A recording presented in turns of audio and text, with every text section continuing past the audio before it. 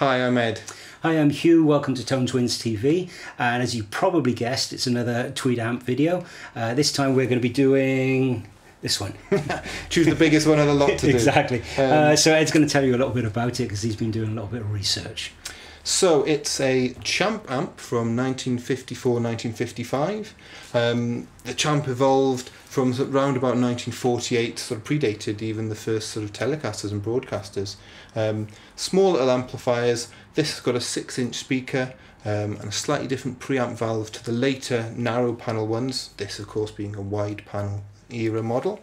And it's got a 6SJ7 in the preamp, isn't it? That's correct, yeah. It's a pentode rather than the double triode that you see in the later ones. We see the sort of 9-pin double triodes in most amps nowadays, but it's sort of era correct with these, the earlier sort of Tweeds. Like I said, it's got a 6-inch speaker, but it arrived to us in what sort of state? Non-functioning. So the purpose of this video is twofold. Firstly, I'm going to get this up and running, make sure everything's working properly, and then Ed's going to give you a little bit of a demo at the end, and you can get to hear what this amp sounds like. Okay, so this is coming for repair, and it's arrived in non-working condition, and I immediately have some worries about it because somebody has kind of put a, well, it looks like kind of bedside lamp flex there, and has put a UK plug on the end of it. As well as not being earthed, this amp is, assuming it has the original power transformer, is meant to be running on 110 volts rather than 220, 240 volts, which is what we have in Europe and the UK. Yes, so I'm not even going to attempt to fire this up and see what's working and what isn't. I'm just going to work on the assumption that this amp is not working, and I'm going to try and make sure it's as safe as possible before I even consider switching it on. The first thing I'm going to check is whether or not the speaker's blown. And I also want to check that it's the right impedance, because it doesn't look like the original speaker. And this is reading 5 ohms. And I'm hearing a little bit of noise when I touch the multimeter cables to it. So it looks like this is probably working, and it looks like it's the correct impedance for a Champ, which is nominally 4 ohms. If it was 8 ohms, then I'd be concerned, but 5 ohms is close enough. Also nice to see the original tube chart, I think, because this is an early one. It's actually got an octal preamp tube, so it's a 6SJ7, which is a pentode rather than a triode, and it goes into a 6V6 power tube, and you've got a 5Y3 rectifier.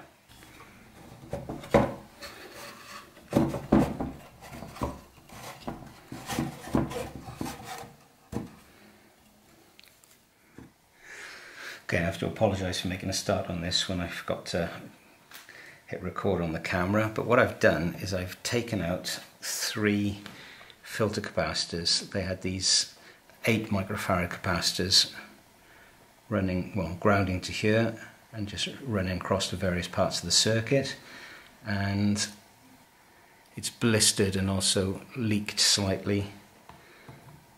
This one isn't quite as bad,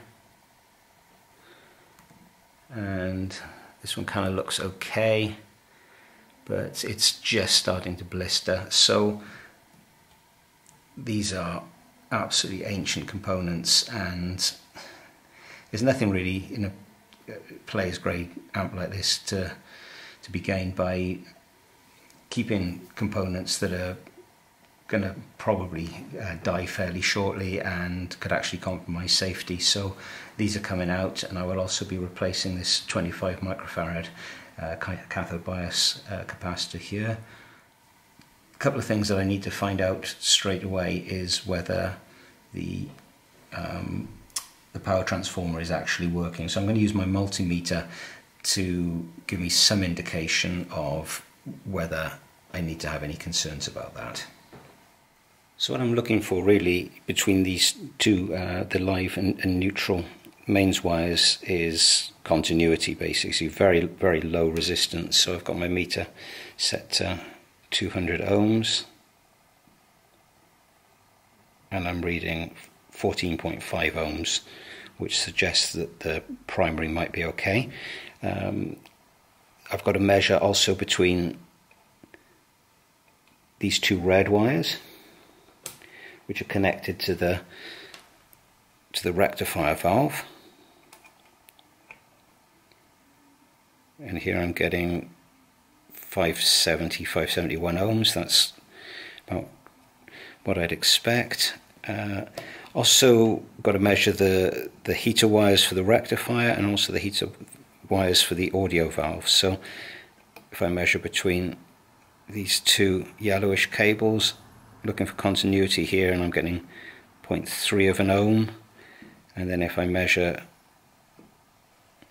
between the chassis ground, yeah, 0.3 of an ohm as well.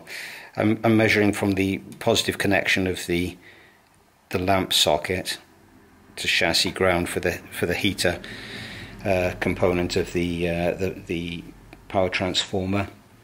If you're doing this check, you kind of need to remove the light bulb and all the valves, otherwise it kind of skews your reading. So I'm pretty confident that the power transformer is going to be okay. So it's no guarantee, but it's if I'd seen zero resistance, or I haven't been able to achieve any resistance readings at all, then I would have known something was wrong. So there's no guarantee that it's working, but there's a possibility that it is. My next concern is the output transformer, and I'm going to basically measure what's going on there. Okay, and I'm getting a resistance reading of 6 ohms on the secondary, which is good.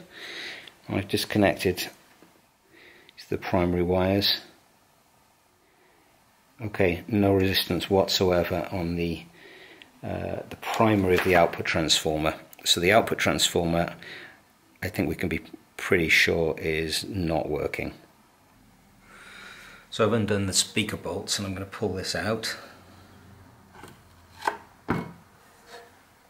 Whoa, that's really strange.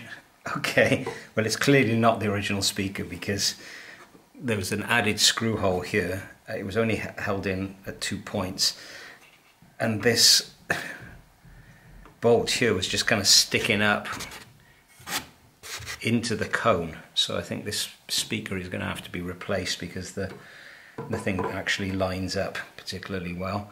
Let's have a closer look at it. Okay, so there's a massive hole in the speaker there. See my finger sticking through it.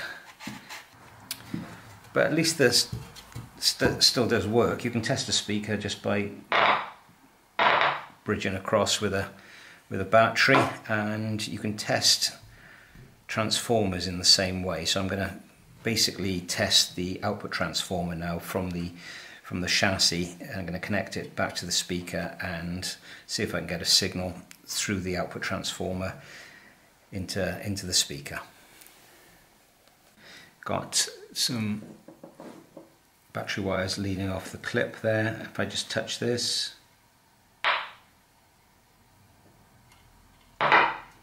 okay, so we know that's working. Now if I come up and I do the same thing at the secondary of the output transformer, that makes a nice big thump. Just means that we've got the wiring is working, so it eliminates that from the equation. If I now touch the primary wires of the output transformer, nothing at all.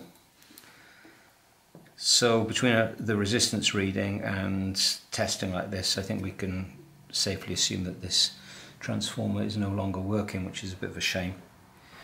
Okay, going to run the same test now, and if I connect these together, so this battery is now connected to the primary of the output transformer, and we've got a signal. Okay, so this will work, and the one that's in the amp doesn't. So right, this looks like it's held in with screws straight into the chassis, so screwdriver to get this out.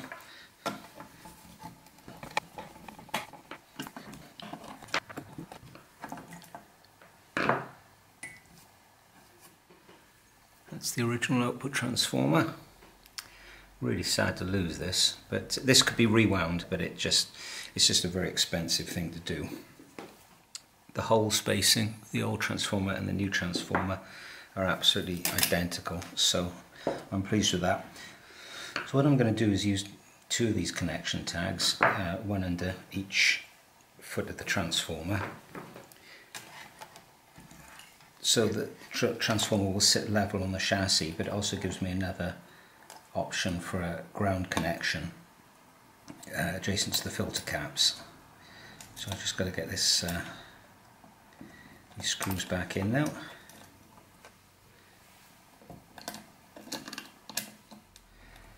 So the output transformer is firmly fixed. I'm going to wire the green output wire to this output tag here, and I'm going to solder the black wire to this new tag that I added just underneath the transformer foot. Make sure I have a good mechanical connection on the solder tag.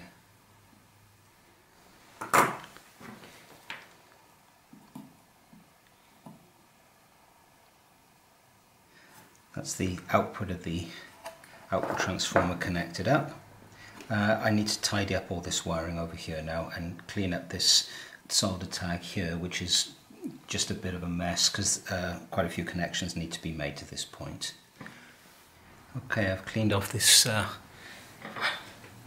valve socket and I've pulled out the original 470R resistor. I'm now just soldering in a replacement. This solder joint here will be enough to hold this in position, and I'll wrap this leg of the resistor around the solder tag, but I won't actually connect it just yet. I've got to make several solder connections there, so it's better that I try and do them all simultaneously. What the previous repair has done was basically tag together two 10k resistors in series to make 20k. What we actually need is 25, but I couldn't find a 25k resistor in carbon comp, so I'm going to go with this 27k instead. Okay, so these connections have been made, and the next thing to do is to, this bit where they actually join in the middle connects to the red wire of the output transformer. So I'll make that connection next.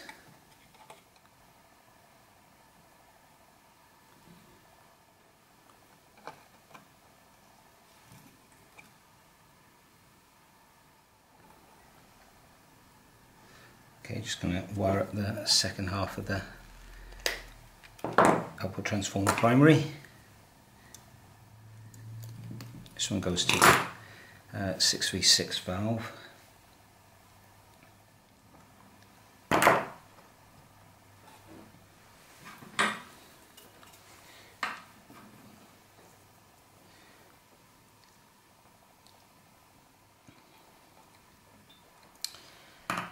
Okay, so that's the new output transformer installed and two of the resistors replaced.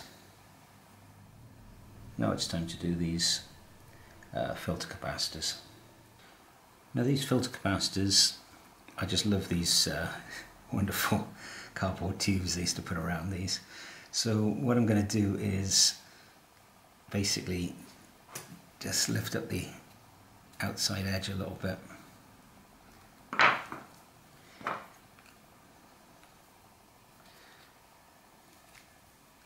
Because what I really like to do is just stuff new capacitors inside these old vintage tubes, so you get an amp that's working as good as new and it still retains some of its vintage vibe when you look inside. If you do that though, it's good to leave a note inside the amplifier dating the time at which the the capacitors were replaced, because otherwise somebody might in the very near future assume that they're all capacitors and pull them out, and it would be unnecessary. So there we go, vintage capacitor and a tube. Let's do all three. Okay, I just got to increase the diameter of these a little bit to make sure that they fit snugly inside the tube, so I'm using this adhesive foam, and there's a little negative mark on the end because once I've wrapped these up, it makes it more difficult to tell which end is which.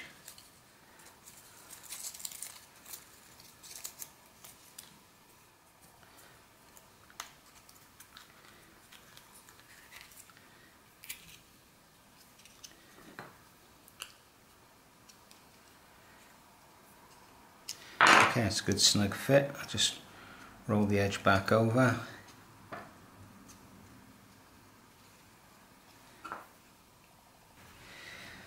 Okay, three very vintage looking filter caps to go back into the amplifier. Now, one of the things that has been slightly concerning me when working on this amp is these ground connections that are soldered straight onto the chassis. But I'm going to see how I get on and come up with a different idea if I'm finding it difficult to make a good strong solder joint. It's also why I left these leads long, because you can always tag a lead onto another lead. So I might take a belt and braces approach, so I'll solder the output of the negative leads of the capacitor to the chassis, but also to each other, and then onto this solder tag here that I've got under the leg of the output transformer. Okay, this is the first one. When I removed these capacitors, the transformer wires just went straight under these, so maybe it was a way of kind of keeping them fixed down. I'll just do it the same way.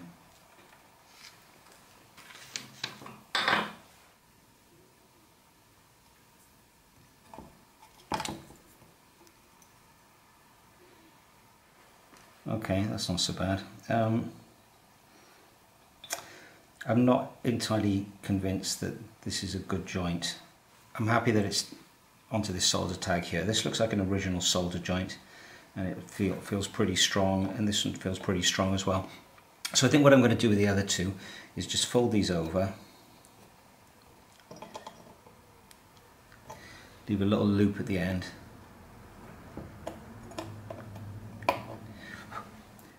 What I can do is pass the negative wire of the next two filter capacitors through this loop, and I should have a decent enough ground connection.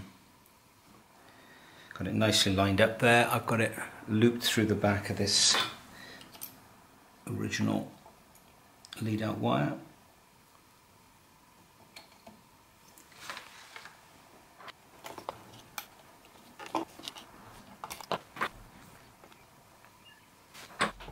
So I'm hoping you can see here that these negative connections are daisy chained together, and they all, as well as being connected to the chassis, also go onto this solder tag that I've put under the output transformer leg. So they're solidly in there now, all oriented correctly, and yeah, they should be doing their job.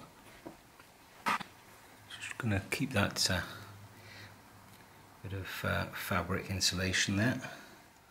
Okay, I've got a Sprague atom here, 25 microfarad, 50 volts rather than the stated 25 volts, but I think it's better to overspec them than underspec them.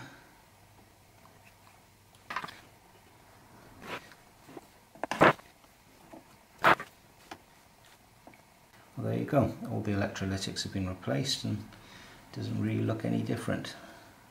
Okay, right, so next thing I want to do is I want to test this capacitor, which is signal capacitor that basically runs between the input valve and the volume control. And I want to test that this capacitor is working as well. I need to do that at full operating voltage. So I'm going to pull this out of the circuit, and I'm going to use my Heathkit capacitor tester to ensure that they are non-leaky. If they're leaky, they're getting replaced.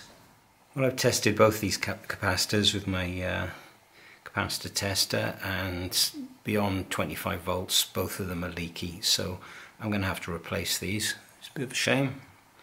There you go. They've had a long life, and functionality trumps originality as far as I'm concerned. So does safety. In place of those Astrons, I'm going to be fitting some Jupiter caps. Sound really nice. What I want to do now is sort out this mains wiring. We've still got the death cap installed, which we don't want. Yeah, I've got the neutral going to the fuse, and I've got the live going to the switch. So, and it's not, the amp isn't even grounded. So I'm going to be installing a new mains cable. I'm going to be grounding it to the chassis. I'm going to be sending the neutral directly to the mains transformer, the power transformer, and I'm going to be taking the running the live line through the fuse and the switch. Right, so I've sorted out the mains wiring. I've got a new strain relief clip in here. I had to enlarge the hole slightly. I've got a brand new US mains cable here with a fixed plug on the end. First connection I made was this ground connection, so I replaced the original screw holding the power transformer on, or just one of the screws, with this bolt with a locking nut. Important to have a locking nut because that's not going to go anywhere. I've also got this solder tag here, which is quite heavy duty, to make a solder connection for the ground wire. So I've soldered it to there, but I've also soldered it to the chassis. So this is where the original ground connection was made via the death cap, and now it's basically belt and braces really here. So if one fails, hopefully the other one will be fine. But this is probably the most important connection in the amplifier. Anyway, it's actually time to fire this thing up, so I'm going to have to connect it to a speaker or a dummy load, and I'm going to power this up very carefully now using a current limiting light bulb device, which I'll show you shortly, and hopefully we can get this thing powered back up without any major dramas. Okay, so moment of truth. We got a proper American plug here, so I'm going to plug this into my step-down transformer so it's getting the correct voltage. Now I'm running the transformer off of this device here, which is a current limiter, so I've got UK voltage coming in here. I've got what's called a rough service light bulb, which is another term for an old-fashioned filament light bulb there, and from this socket I run to my step-down transformer, and this current limiter, well, light bulb, basically, if this glows super bright, flashes bright like that, I know I'm getting excess current draw and everything needs to be turned off, and we've got to figure out why. So it's a safe or safer way of powering up an unknown amplifier. So got the switch on here. Switch is on the volume control, as it was on a lot of old Fender amplifiers. Here we go. Well, the light's working. It's a good sign. You'll notice I haven't got any valves in here at all. What I'm going to do is put them in one at a time. Bulb's nice and cool. Okay, that's good. Okay, rectifier is in. Switch back on.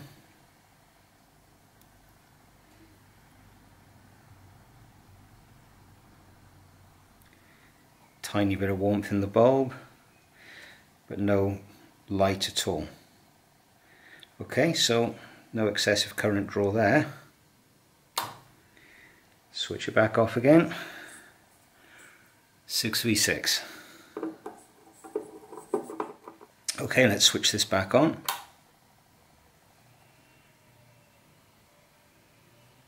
A little bit of warmth in the bulb. It's what you'd expect, but no light.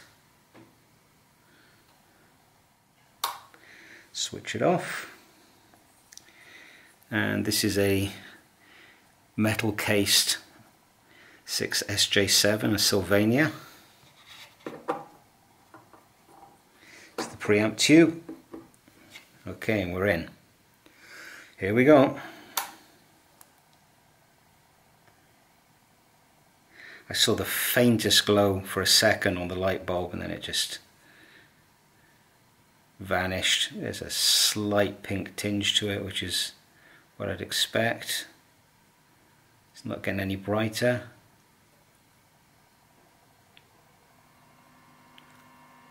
And I've got noise coming out of the amplifier. Okay, looks like this amp is working.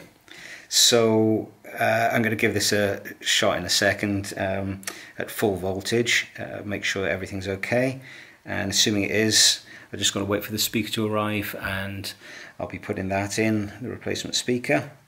One little detail which I love, because this is so typically Fender, is I noticed that there's very little room up in this top corner where the strain relief is, and I thought, well, how is that back panel going to fit on there?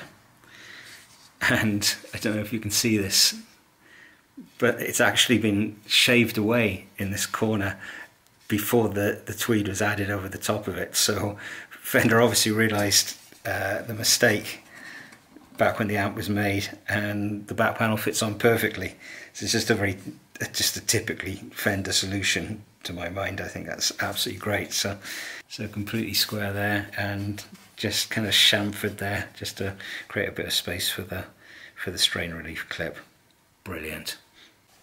You're probably wondering what the speaker baffle is doing out of the amp. Well, there is a complication with these vintage Champs, which is quite well known, that the original spacing of the speaker bolts as they come through the baffle doesn't actually line up with the holes on these replacement 6-inch speakers.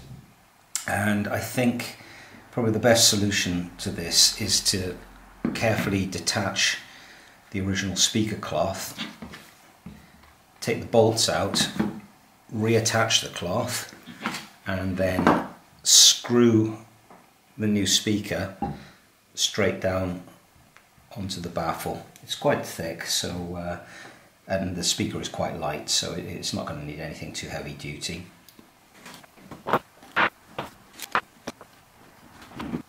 As you can see, there's already a massive hole in the front of the screw here. I'm going to try and get away with taking as few staples out as possible.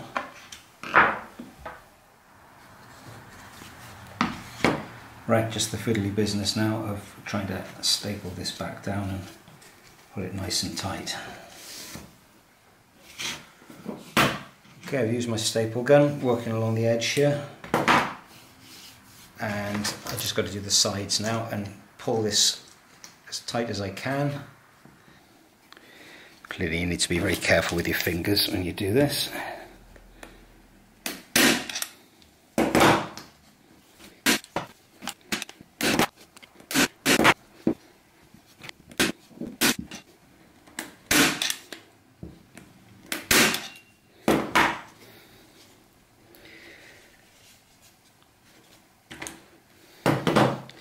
Okay, I think that's job done. This cloth is pretty much as tight as it was previously. Secured down the sides, and I'm just going to mount the new speaker.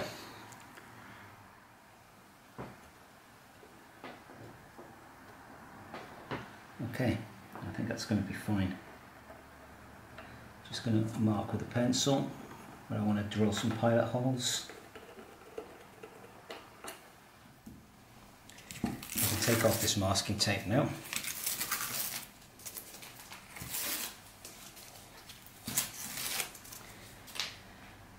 Just line the speaker up over the holes. And I have 4 screws and 4 washers.